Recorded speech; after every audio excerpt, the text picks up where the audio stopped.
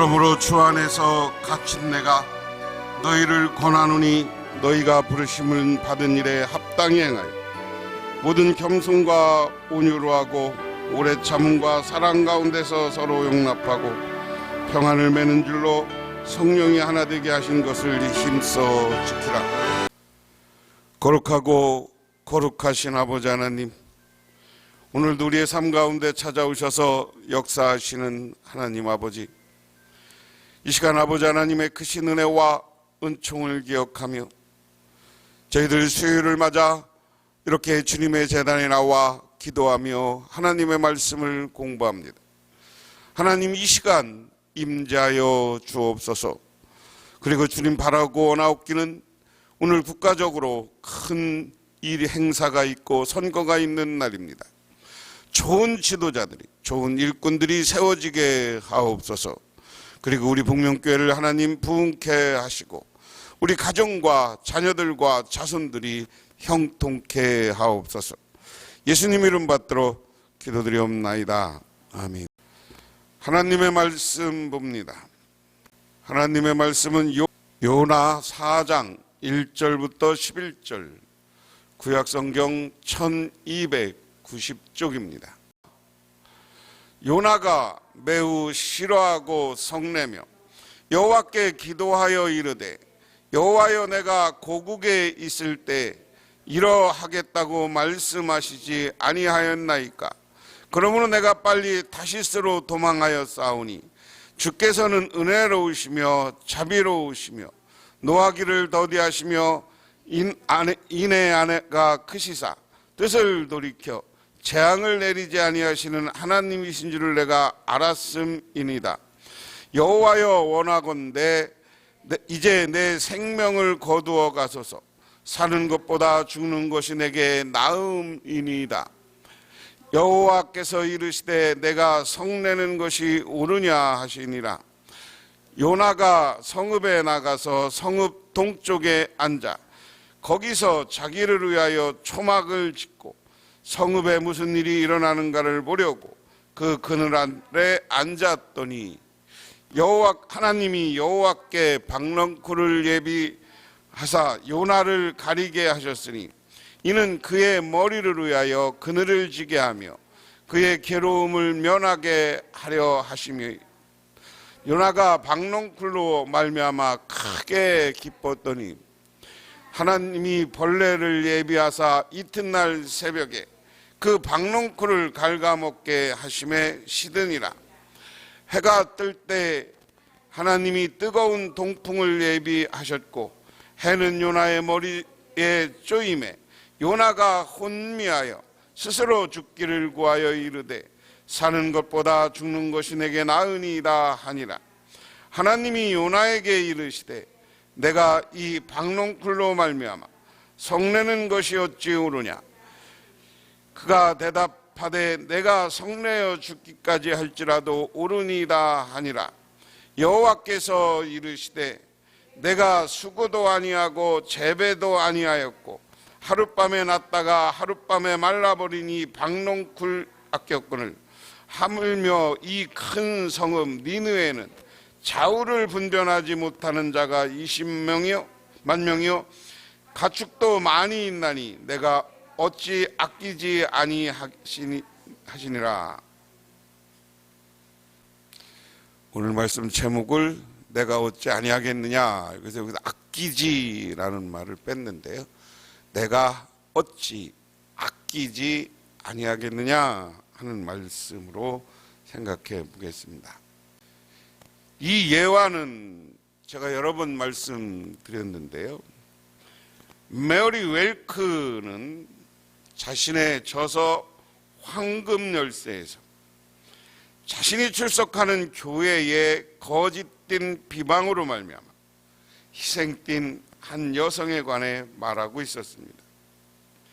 그 교회가 위치한 곳은 자그마한 촌이었기 때문에 그 거짓된 비방은 문제를 더욱 악화시켰습니다. 마을 사람이면 누구나 그녀가 나쁜 여자인 줄 잘못 알게 되었습니다. 교회에 다니는 모든 사람도 그녀를 멀리 했습니다. 이에 충격을 받은 그녀는 목사와 장로들 그리고 교인들을 한없이 미워했습니다. 사람들부터 외면당한 그녀는 7년 동안 대부분의 시간을 홀로 집안에서 보내면서 하나님의 교회를 징계하기를 바랬습니다. 그러던 어느 날 그녀는 너무 괴로워서 만일 그들이 당장 용서를 구한다면 나 역시 그들을 용서하리라고 생각했습니다. 하지만 상대방의 사과를 기다리는 동안 그녀는 극심한 심적 고통을 느꼈습니다.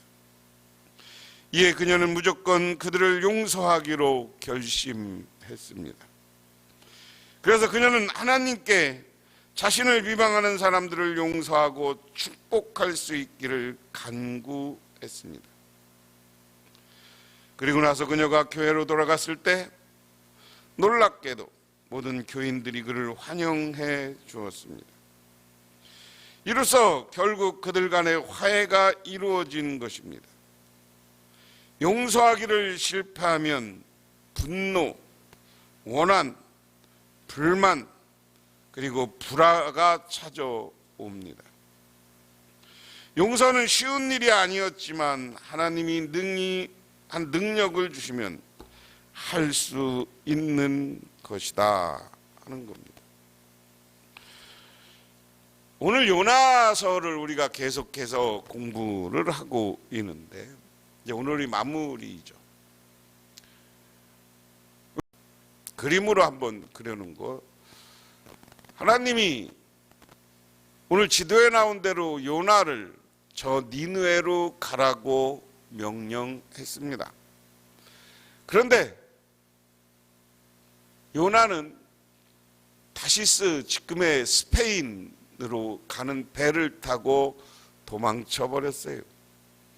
그런데 가다가 이렇게 풍랑이 일어나고 이 원인이 어딨냐 했을 때 제비 뽑아서 요나가 문제인 것을 알고 물속에 던졌습니다.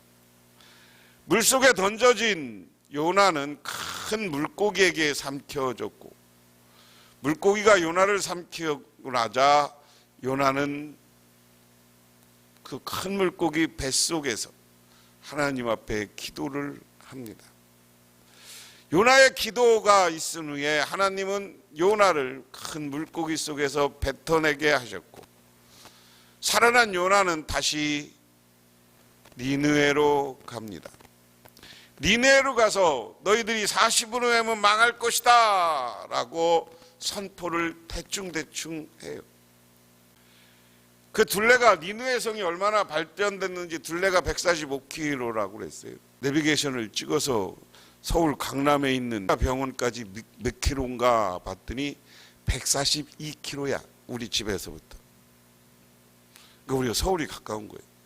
그러니까 니느웨 둘레가 145km였다는 건 지난번에 그랬습니다. 둘레가 그러니까 청주 정도 되는, 지금 청주 청원 되는 그런 큰 도시.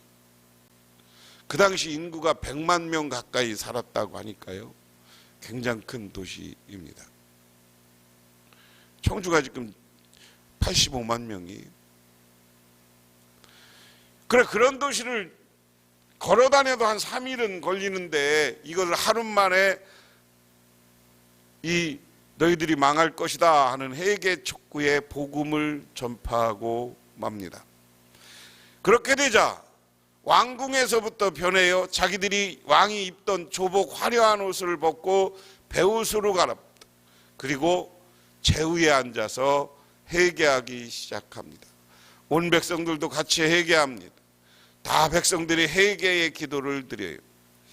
그러고 나니까 하나님이 그들을 용서합니다. 오늘 본문에 나와 있는 그림이 이거예요. 요나가 이제 큰 박농쿨 속에 있는 거. 그래서 오늘 말씀을 한 절 한 절 살펴보면, 그래서 하나님이 니느웨 성을 멸망시키지 않았고, 니느웨 성을 멸망시키지 않았습니다.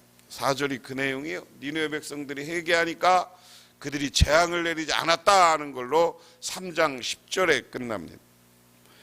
그런데 3장 10절에 이렇게 끝났는데 오늘 4장 1절에 오자 보니까 오늘 제목이 요나의 노함과 불평 그랬어요. 세번역으로 보니까 요나는 이 일 때문에 매우 못마땅하여 화를 냈다.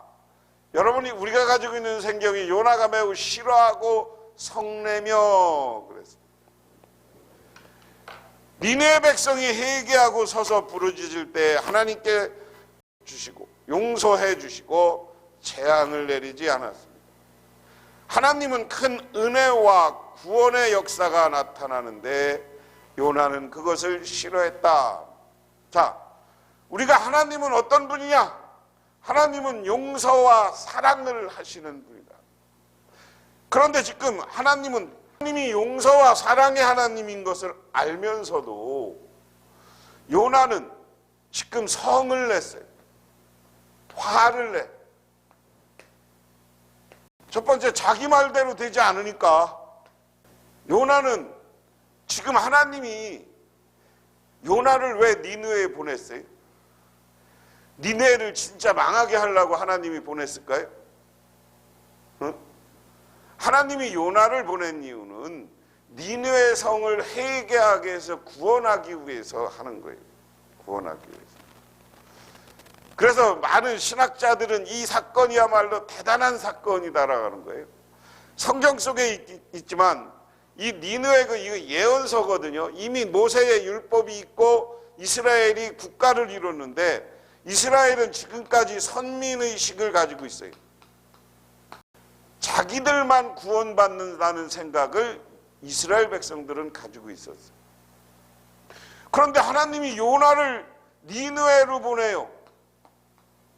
이 말씀 속에는 뭡니까? 하나님은 이스라엘 백성만의 하나님이 아니에요.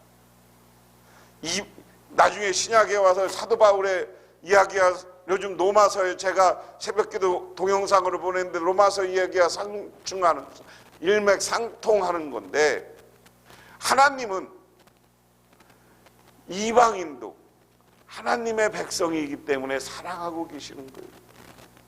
하나님은 저와 여러분들이 유대인이 아니지만 우리를 사랑하고 하나님 백성 삼아 주셨습니다. 믿으십니까? 믿으십니까? 이게 아주 니느웨로 요나를 보내는 건 이 구약시대 획기적인 일이에요. 그런데 자기들만 구원받는다는 선민의식을 가지니까 이 요나는 그 니느웨 성이 망하기를 원했어요. 두 번째, 왜 요나는 이 성을 냈느냐? 하나님 중심이 아니라 자기 중심의 삶을 살고 있다. 우리는 하나님 중심의 삶을 살아야 돼. 하나님이 나에게 원하는 것이 무엇일까 하는 것을 늘 생각하면서 살아야 돼. 아, 내가 이 행동을 하면 하나님이 좋아하실까? 아까 우리가 하나님 앞에서 내가 누구를 나쁘게 말하고 내가 확실하지 않은 걸 비방하고 비난하고 하면 좋아할까? 그런 거 원하지 않아. 그러면 하지 말았어야죠. 그런데 그 여자도 맨 처음엔 자기가 그렇게 교회에서 왕따 되니까 막 미워하는 마음이 생기다. 한 7년이 지나서 쟤들이 사과하면 용서할 거야. 아니, 나중에는 그것도 마음이 아파. 아, 그냥 용서해버리고 그럴 수 있지. 그러고 교회 가자. 그러니까 하나님이 그 교인들을 해결시켰다는 거예요. 하나님 중심의 삶을 살아야 된다 하는 겁니다. 그래서 우리는 예수님과 연합해서 살아야 돼. 하나님과 하나가 돼서 살아야 돼. 그것은 우리 마음속에 늘 하나님을 생각하고 하나님의 뜻을 따라 사는 사람들이 돼야 돼. 그게 우리 믿음의 사람이에요. 그런데 요나는 지금 자기가 자기 마음대로 안 되고 자기 중심적으로 생각하다 보니까 40일 되면 니느웨를 망하게 해야 되는데 안 하네. 그러니까 성이 나고 화가 났다. 그 다음에 2절에 오늘 어떻게 돼 있느냐면 여호와여 여호와께 기도하고 이르되 그랬습니다. 이것을 세 번역으로 밑에 그는 주님께 기도하며 아뢰었다. 주님이 내가 고국에 있을 때 이렇게 될 것이라고 이미 말씀드리지 않았습니까? 내가 서둘러 스페인, 우리는 여기 다시스라고 그랬는데 세 번역은 아예 스페인이라는 나라를 이뤘어요. 스페인으로 달아났던 것도 바로 이것 때문입니다. 하나님은 은혜로우시며 자비로우시며 존처럼 노하지 않으시며 사랑이 한없는 분이셔서 내리시던 재앙마저 거두실 것임을 내가 알고 있었기 때문입니다. 야, 요나가 화내는 게 웃기는 거예요. 오늘 말씀해 보면, 이야기해 보면 하나님 나 그런 분인 줄 알았다. 우리 하나님은 사랑이 많으셔. 용서해야 하는 하나님이요, 관음의 하나님이요, 징계를 늦추는 하나님이요. 오늘 요나가 기도하다가 하나님은 이런 하나님입니다, 이런 하나님입니다. 요나 자기가 고백을 해요. 그런데 여러분, 이 말씀과 이 고백이 여러분의 고백이 되시기를 바랍니다. 여러분한테 하나님은 어떤 분이에요? 여러분에게 하나님은 용서의 하나님이고 관용의 하나님입니다. 우리 하나님은 우리가 하나님 앞에 분명히 해야 될 게 있어요. 그러면서 내가 다시스로 도망간 이유, 스페인으로 도망간 이유는 하나님이 니네 애들 멸망 안 시킬 거 알았습니다. 왜? 은혜로우시며 자비로우시며 사랑이 많으신 하나님이기 때문에 그렇습니다. 그리고 이들 재앙마저도 걷어가실 것을 내가 알기 때문이다. 그런데 우리가 잘 보세요. 하나님이 그런 줄 알고 지가 고백하면서도 요나는 지금 화가 나 있어. 성을 내고 있어. 여러분, 우리가 하나님이 어떤 분인 줄 아는데 내 개인적 감정 때문에, 내 생각 때문에 다른 사람을 미워하고 다른 사람을 욕하고 교회 안에서 그러면 안 된다는 거예요. 우리는 흔히 그래요. 저 사람이 나한테 화해하면, 제일 중요한 건 구약의 율법에는 어떤 사람 앞에 죄지면 가서 화해하려면 죄진 것만큼 보상금을 주고 서로 화해하라고 돼 있어. 그런데 우리는 그렇게까지는 못할지라도 저게 내가 잘못했어, 저게 나한테 사과해야 돼, 그런 생각하지 마세요. 에이, 내가 그냥 넘기면 되지. 하나님 바라보면서 내가 누가 뭐 잘못했어도 내가 넘기면 되지. 오늘 이 요나도 하나님이 뜻이 뭔지 알아. 그런데 하나님이 니느에 멸망 안 시켰다고 승질을 내고 있는 게 우리 식으로 얘기하면 조금 이걸 저기 하면 아주 꼴값을 떨고 있는 거예요. 요나가 지금. 하나님이 2절에 고백하잖아요. 하나님은 다 용서할 거고 하나님은 자비로우신 하나님이라고. 그런데 거기서 끝나면 되는데 여기서 한술 더 떠. 3절에 보니까 2절에서 하나님은 은혜로우시고 2절에서 하나님은 은혜로우시고 자비롭다고 요나가 고백을 한 거야. 고백을 해놓고서는 다시 3절에 가면 어떻게 해요? 여호와여, 원하건대 내 생명을 거둬가서 나는 사는 것보다 죽는 것이 내게 나음이다. 여호와께서 이르시되 내가 성내는 것이 옳으냐. 밑에 걸. 이제는 한술 더 떠. 하나님, 나 생명 걷어가세요. 나 죽이세요. 그 얘기요. 하나님은 은혜로우시고 자비로우신 분이라고 고백하고, 하나님은 은혜롭고 자비롭고 노하기를 더디하시고, 그리고 인애가 크시고 뜻을 돌이켜 재앙을 멈춘 분이다. 2절 고백해놓고 하나님, 그런 하나님이 뜻대로 하니까 나 하나님 나 죽여요 얘기야. 3절에는 내 생명을 나 걷어가서 사는 것보다 죽는 것이 낫습니다. 왜 우리가 그런 얘기를 해요? 하나님은 우리 말하는 대로 무소부재 하나님. 하나님은 이야기는 어디나 다 계신 분이 하나님. 그렇죠? 그리고 전능하신 하나님이에요. 근데 그 하나님을 요 모습은 뭐냐면 내 생각 안에 가둬놓으려고 그래요. 하나님이 우리 안에 가둬놓으면 가둬줘요, 안 가둬줘요? 안 가다줘.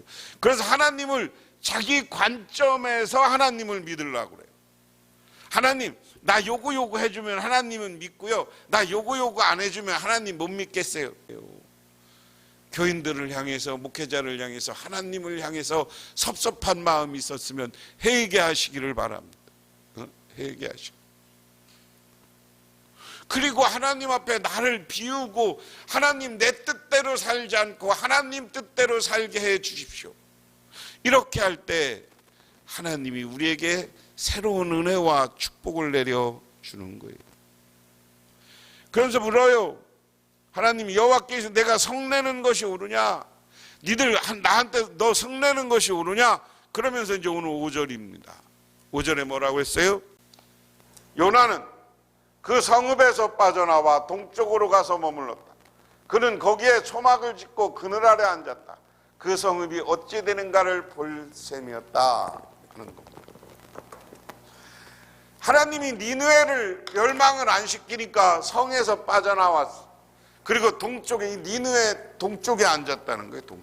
동쪽에 앉아서 그들을 바라보게, 서쪽에 있는 니느웨를 바라보고 있는. 요나가 성 밖으로 나가 초막을 짓고 그늘에 앉아 니느웨 성을 결국 보려고 한 이유는 무엇일까 하는 겁니다. 첫 번째는 하나님이 40일 후에 니느웨가 망하리라고 하였으나 니느웨 성이 멸망할 것 같지 않았기 때문에, 야, 얘는 망하라고 했는데 안 망해. 화가 나 있어요 지금. 둘째, 자비로우시고 은혜로우시고 뜻을 돌이켜 재앙을 내리지 아니하시는 하나님의 성품으로 볼 때 굵은 베옷을 입고 재에 앉아 회개하고 하나님을 부르짖는 니느웨 백성들을 용서해 줄 것 같다. 세 번째는 요나는 자기 중심이었기 때문에 40일 후에는 니느웨 성이 무너지라고 말해놓고 망하지 않으면 자기의 말에 거짓말이 되고 다른 사람 앞에서 망신을 당할 것이 두려워서. 네 번째는 원수를 미워하고 원수가 망하기를 바라는 마음. 요나는 끝까지 포기하지 않은 거예요. 야, 니느웨 하나님이 용서해 줄 재앙을 안 내렸는데도 저놈의 새끼들은 망해야 돼. 1999년 7월 4일에 예배를 마치고 나가고 있는 26살의 한국인 유학생 유원준 군이 인종차별주의자였던 베냐민 스미스라는 사람이 무차별 난사한 총탄에 맞아 쓰러졌습니다. 유원준은 서든 일리노 대학을 졸업하고 인디아나 대학원에서 공부를 하기 위해 준비하고 있었던 꿈이 많았던 청년이었습니다. 희생당한 여드레가 지난 후 7월 12일 오후 7시 미국 전역에 추모 예배 광경이 방영되고 있습니다. 예배의 마지막 시간, 희생당한 유원준 군의 사촌형인 박성호 목사가 나와서 가족을 대표해서 인사하는 순간 그의 인사말 때문에 전 미국인이 감동을 받았습니다. 뭐라고 했느냐면, 나는 오늘 가족을 대표해서 예수 그리스도의 이름으로 내 형제를 죽인 베냐민 스미스를 용서할 것입니다. 그리고 나는 오늘 예수 그리스도의 이름으로 내 사랑하는 형제의 꿈을 빼앗아갔고 피를 흘리게 한 이 미국을 예수 그리스도의 이름으로 용서합니다. 왜냐하면 예수님은 용서를 위해 오셨기 때문입니다. 우리 가족은 그 예수 그리스도를 구주와 주님으로 믿는 사람들입니다. 자기 사촌 동생이 죽었는데 추모 예배를 드리며 미국으로 저녁 방송되는 것 속에서 나는 용서하겠다. 미국 사람도, 그리고 우리 사촌 동생을 죽인다. 왜? 우리는 예수님이 용서의 하나님이었고 용서하러 오신 분이었기 때문에 그분을 따르는 길을 가겠다 하는 겁니다. 오늘 그 다음에 세 번째 보면, 이제 하나님이 박넝쿨을 통해서 이 잘못된 자기중심의 생각이었던 요나를 고칩니다. 뭐라고 하느냐? 주 하나님이 박넝쿨을 마련하셨다. 주님께서는 그것이 자라올라 요나의 머리 위에 그늘을 지게 하여 그를 편안하게 해줬다. 박농굴 때문에 요나는 기분이 좋았다. 요나는 자기 중심적으로 살았어. 하나님 중심이 아니라. 그런데 하나님은 이 요나를 고쳐주기 위해서 박을 통해서 요나를 변화시켜.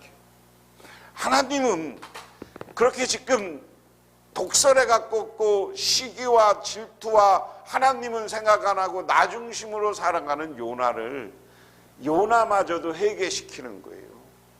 요나마저도 용서하시는 분이 하나님이에요. 믿으십니까?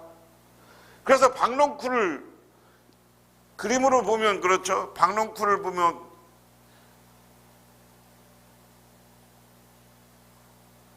이게 조금 박농쿨을 너무 조그맣게 그렸는데 이 그림이 나은 것 같아. 응? 박농쿨을 이렇게 해서 여기 와서 이렇게 편안하게 다 그릴 수 있을 정도로 박농쿨을 만들었다. 그런데 이렇게 시원한데 앉아 있으니까 지금 요나가 여기 도시 니느웨라는 도시가 있고 이 박농쿨을 해놓은 거에서 딱 앉아서 안 망하나 아직도 안 망하나 하고 보고 있는 거예요. 그런데 그 하나님이 박농쿨을 주셔서 기분 좋게 해요.